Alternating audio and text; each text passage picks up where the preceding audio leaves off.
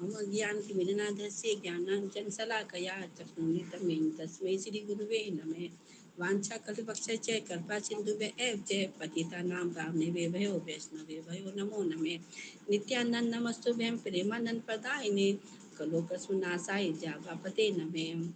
नमो महावदन्याय कृष्ण प्रेम प्रदायिते कृष्णाय कृष्ण चैतन्य नामने गौरित विषय नमे। हे कृष्ण करुणा सिंधु दीन बंधु जगतपते गोपेश गोपिका कांत राधा कांत नमस्तुते। तप्त कांचन गौरांगी राधे वृंदावनेश्वरी वृषभानुसुते देवी प्रणमामि हरि प्रिय। वृंदाई तुलसी देव्याय प्रियाय केशव से कृष्ण भक्ति पते देवी सत्यवते नमो नमः। श्री कृष्ण चैतन्य प्रभु नित्यानंद श्री अद्वैत गदाधर श्रीवासादि गौरी भक्ति वृंदा गुरुवे गौरचंद्राय राधिकाय तदालये कृष्णाय कृष्ण भक्ताय तद्भक्ताय नमो नमः। हरे कृष्ण कृष्ण कृष्ण हरे हरे हरे राम राम राम हरे हरे। हरे कृष्ण कृष्ण कृष्ण हरे हरे हरे राम राम हरे हरे। हरे कृष्ण कृष्ण कृष्ण हरे हरे हरे राम राम राम हरे हरे। सर्वप्रथम मैं अपने गुरुदेव के चरणों में अपने आप को समर्पण करती है, कोटि कोटि प्रणाम करती हूँ और उनकी अहेतु की कृपा की वांछा करती हूँ। तत्पश्चात परम गुरुदेव के चरणों में मैं कोटि कोटि प्रणाम करती हूँ और तथा भक्ति श्री रूप सिद्धांत गोस्वामी महाराज जी के चरणों में प्रणाम करते हुए समस्त बहन भाइयों को प्रणाम करती हूँ। और तत्पश्चात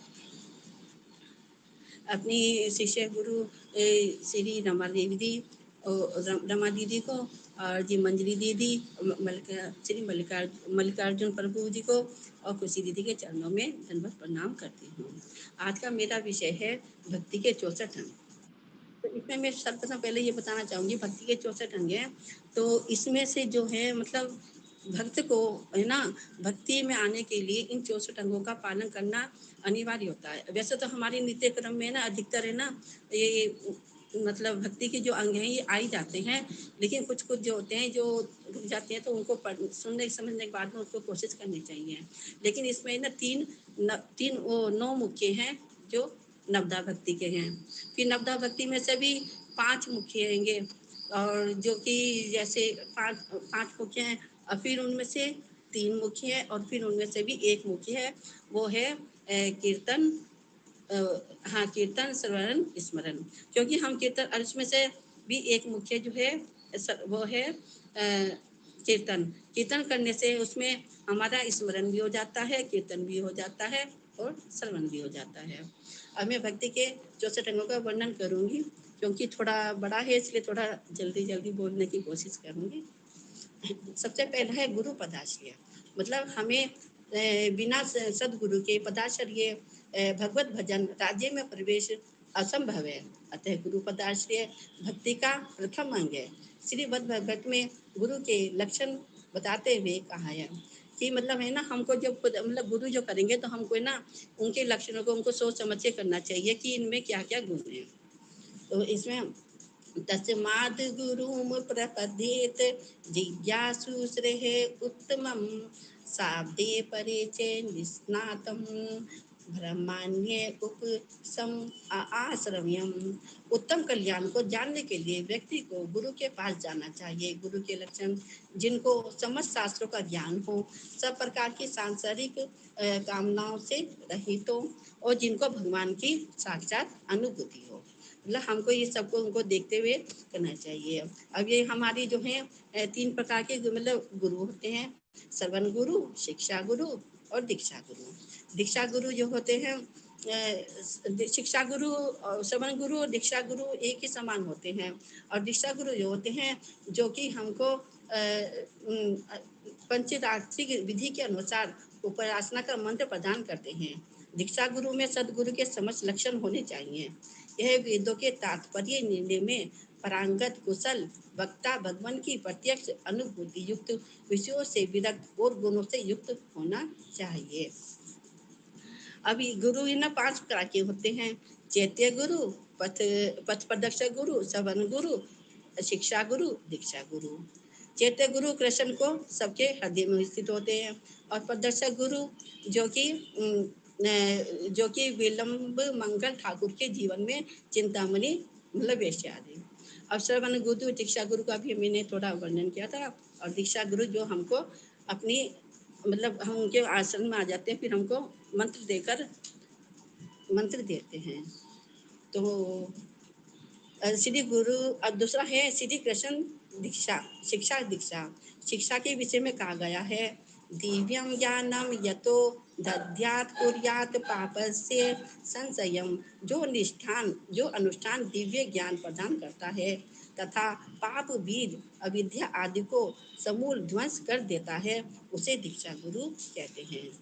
अब जन्म तीन प्रकार के होते हैं, शुक्र, सावित्री, दक्ष। शुक्र माता पिता के शुक्र के द्वारा होता है, सावित्री उपनयन संस्कार के द्वारा, और दक्ष दीक्षा विधि के द्वारा। श्री सनातन गोस्वामी के अनुसार दीक्षा ग्रहण करने पर स्त्री वैश्य शूद्र सभी लोग शालिग्राम शिला रूपी भगवान की पूजा के अधिकारी बन जाते हैं। कि जैसे ना मतलब ना कहते हैं कि किसी को है ना इनकी शालिग्राम जी की पूजा नहीं करनी चाहिए, लेकिन दीक्षा के बाद है ना ये सब उनको मतलब करने के अधिकारी बन जाते हैं सब। अब इसमें रामचरितमानस में कहा गया है, गुरु बिन भव निधि तरहि न कोई, जो भी रचि शंकर सम होई। यदि कोई व्यक्ति ब्रह्मा और शिव जी के समान भी क्यों न हो, बिना गुरु पदाश्रय के भव सागर से पार नहीं हो सकता। नंबर 3, प्रीति पूर्वक गुरु सेवा।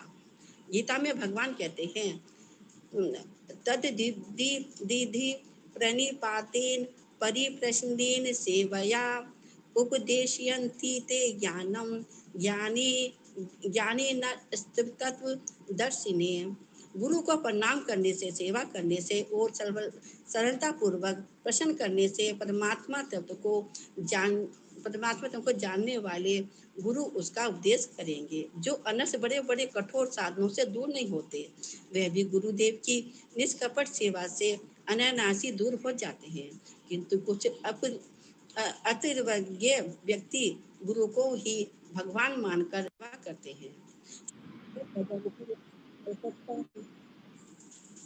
नहीं समझते, यह विचार शास्त्र विरुद्ध है।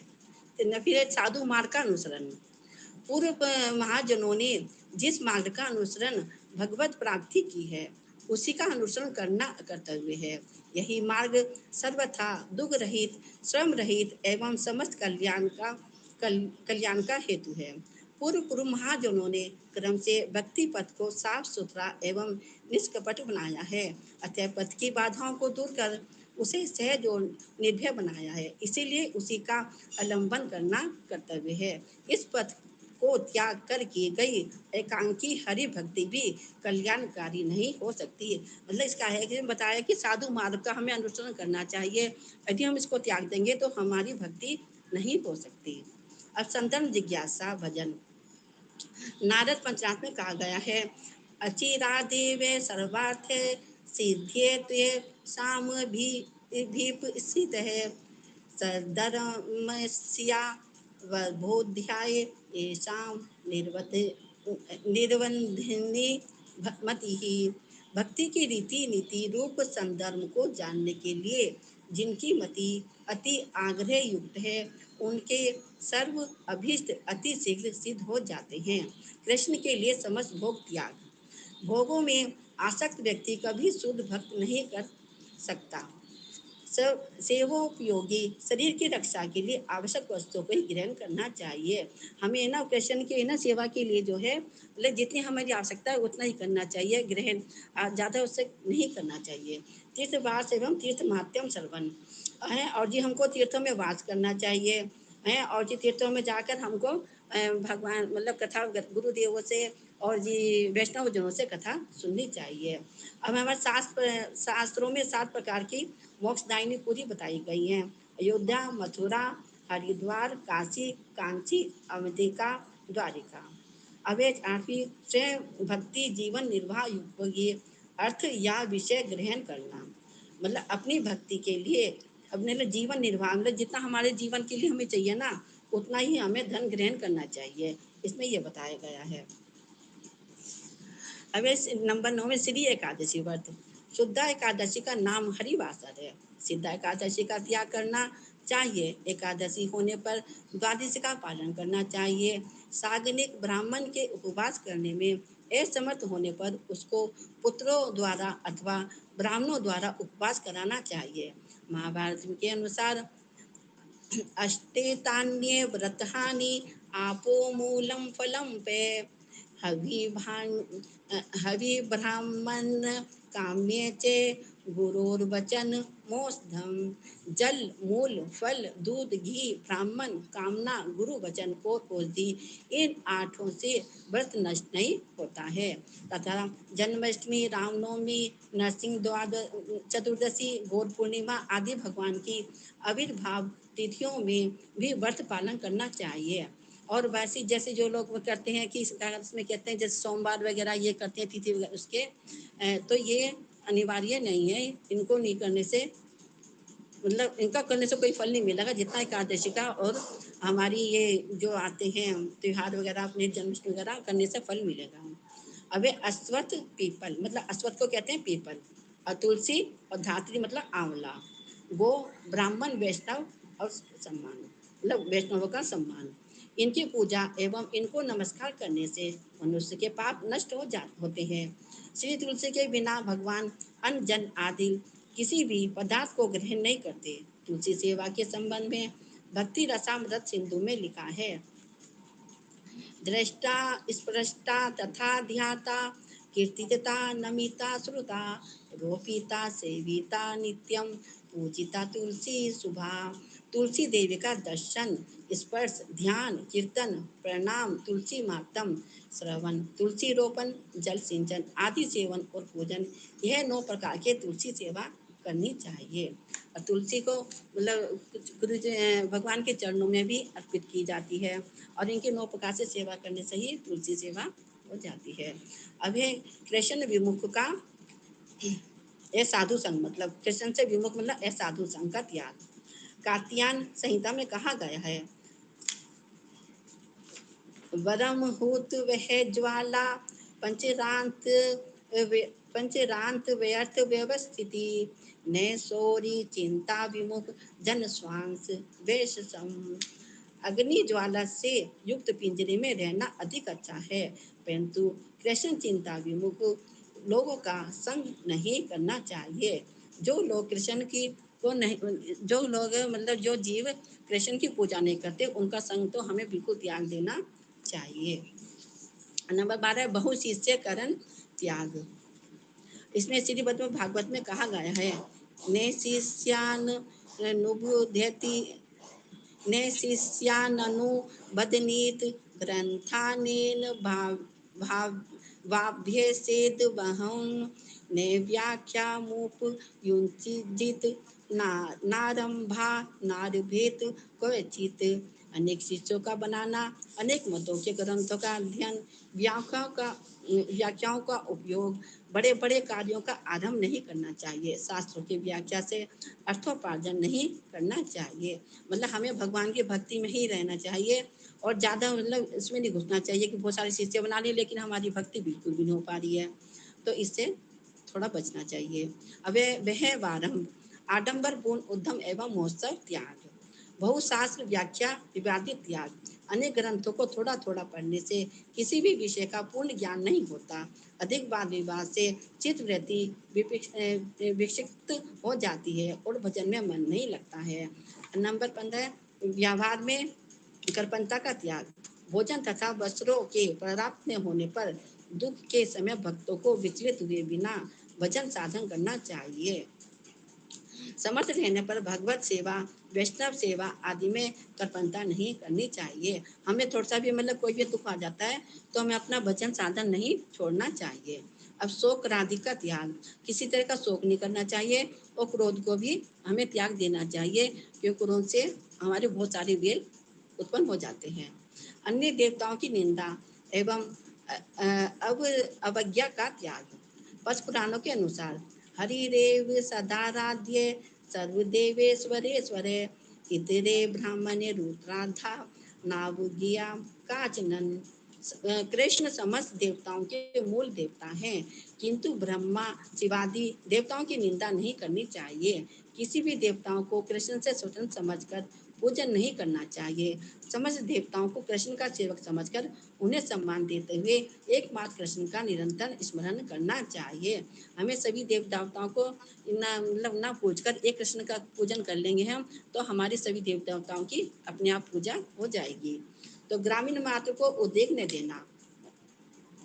गीता में भगवान ने कहा है, यशमानो द्विजते लोको लोकान्नो द्विजते च यह हर्षामर्ष भयोद्वेग द्वेगैर मुक्तो यह से च में प्रिय है। जो किसी को उद्वेग नहीं देता और स्वयं किसी से उद्विग्न नहीं होता, जो हर्ष अमर्ष भय उद्वेग से मुक्त है, वह भक्त मुझे बहुत प्रिय है। सेवा अपराध नाम अपराध 64 सेवा अपराध तथा 10 नाम अपराधों से बचना चाहिए। 10 नाम अपराध से तो बिल्कुल बचना चाहिए, क्योंकि अब ऐसे कहते हैं कि और मतलब जो हमारे पाप करते हैं ना, वो सब नष्ट हो कुछ भगवान हमारे समाप्त कर देते हैं या उनको हर लेते हैं। लेकिन 10 नाम अपराध जो हैं, इनको हमें भोगने ही पड़ते हैं यदि हम करेंगे तो। गुरु कृष्ण भक्त निंदा ने सहना। गुरुदेव मतलब इसमें गुरु कृष्ण और भक्तों की जो निंदा हमको नहीं सहनी चाहिए। यदि कोई हमारे सामने करता है तो हमको वहाँ से हट जाना चाहिए। अवय वैष्णव चिन्ह धारण। गले में त्रिकंठी तुलसी माला और शरीर के द्वादश अंगों में 12 तिलक धारण करने चाहिए। बिना तुलसी माला धारण किए सभी शुभ अनुष्ठान निष्फल हो जाते हैं। तुलसी भगवान को अति प्रिय है। तुलसी माला धारण करने से तन मन वचन आत्मा सब पवित्र हो जाते हैं। अवय हरि नाम अक्षर धारण। शरीर पर हरे कृष्ण अथवा पंच तत्वों के नाम गोपी चंदन द्वारा धारण करना चाहिए। निर्माल्य धारण। हमें मतलब भगवान की जो मन में भगवान को चढ़ाए, जैसे अर्पित किए हुए भगवान को माला चंदन गंध, उनको हमें स्वीकार करना चाहिए। तो उद्धव जी भी भागवत में कहते हैं, त्वेयोपभुक्तं स्त्रग गंध वासो अलंकारे चर्चिता उच्छिष्ट भोजिनो दासा इस मायाम जेम ही। हे भगवान, आपके द्वारा धारण की हुई माला चंदन वस्त्र अलंकार हम धारण करते हैं तथा हम आपकी झूठन खाने वाली सेवक हैं, अतः हम माया पर अवश्य ही विषय प्राप्त कर लेंगे। भगवान के सामने नृत्य करना। श्री नाथ जी कहते हैं कि ये ताली बजाते हुए जो व्यक्ति भगवान के आगे नृत्य करता है, उसके शरीर में रहने वाले अनेक पाप रूपी पक्षी तत्काल उड़ जाते हैं। अब है दंडोत प्रणाम। दोनों हाथों, दोनों चरण, घुटने, बस स्थल, मस्तक, दृष्टि, मन और वाक्य, इन 8 अंगों के द्वारा प्रणाम को अष्टांग प्रणाम कहते हैं। अभ्युत्थान। भगवान के सम्मुख नगर भ्रमण के समय रथ या पालकी में दर्शन करने पर गुरुदेव या वैष्णवों के आगमन पर आदर पूर्वक खड़े होकर अभिवादन करना चाहिए। अनुव्रजा। भगवान की रथ यात्रा नगर भ्रमण के समय उनके पीछे, साथ में या आगे चलने व अनुगमन करने को अनुव्रजा कहते हैं। यदि चांडाल भी ऐसा करता है तब वह विष्णु के समान पूज्य हो जाता है। श्री भगवान के मंदिर में गमन, उनका दर्शन, प्रणाम, स्तव स्तुति करना। अभी फिर है परिक्रमा। परिक्रमा में है मतलब मंदिर भगवान की लीला स्थली पर तुलसी जी की, गोवर्धन जी की, इनकी सबकी हमें परिक्रमा करनी चाहिए। परिक्रमा हमको 4 बार करनी चाहिए। और यदि भक्ति शुद्ध में कहा है कि जो विष्णु की पुनः पुनः परिक्रमा करते हैं उनको पुनः संसार में नहीं लौटना पड़ता। पूजन अर्चन। पंचोपचार मतलब इसमें बताया कि 5 तरह की, जैसे धूप दीप नैवेद्य, यह पंचोत्तर करना चाहिए। हैं अजी 16 प्रकार के मतलब षोडशोपचार, आसन, स्वागत, आचमन, पाद्य, अर्घ, स्नान, वस्त्र, उपवीत, भूषण आदि ये सब मतलब करके हमें पूजन अर्चन में इस्तेमाल सब करने चाहिए। परिचर्या। सेवा के उपकरणों या सामग्री आदि को शुद्ध करना, चामर, छत्र, वाद्य आदि सेवा करना, मंदिर को साफ करना, ये मतलब हमारी नित्य प्रति की सेवा है जो हमें करनी ही चाहिए रोज। अब गीत। भगवान के सामने शरणागति एवं लालसाई मई आदि प्रार्थना मूलक महाजन पदावलियों का गान करना चाहिए। संकीर्तन महापुरुषों के हरे कृष्ण। आगे थोड़ा सा इसमें ये बताना चाहूंगी आखिर में दीदी कि है ना मतलब हमको है ना भक्ति के ये जो है अंगों का पालन जरूर करना चाहिए। हमारे गुरुदेव भी कहते हैं कि यदि तुम मतलब गुरु की आज्ञा का ही पालन करना है इसमें। यदि हम इनके गुरुदेव की आज्ञा का पालन नहीं करेंगे, ये 64 अंग जो हैं भगवान के गुरुदेव के ही और शास्त्रों के अनुसार ही बताए गए हैं।